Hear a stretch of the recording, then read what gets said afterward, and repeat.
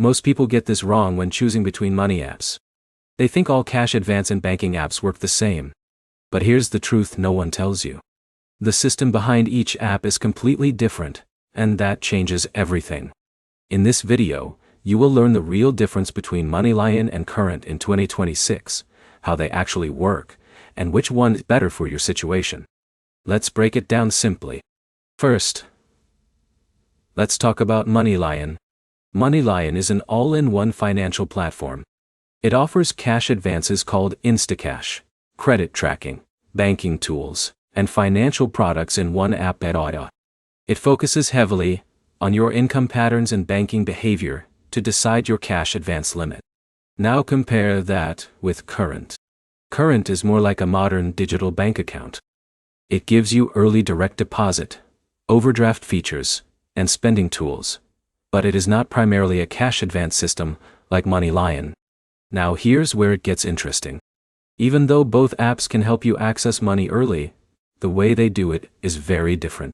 MoneyLion is based on eligibility and trust signals. If your income is stable, like Alex, who gets paid every 2 weeks through direct deposit, MoneyLion may gradually increase his Instacash limit over time. But here's the problem. If your income is irregular, or you do not use direct deposit, your limit may stay low for a long time. Current works differently. It is more focused on giving you faster access to your paycheck.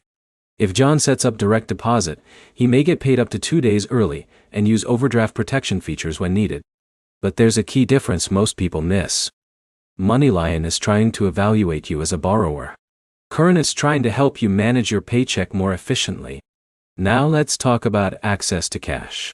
MoneyLion gives you Instacash based on your account activity, and that amount can grow over time.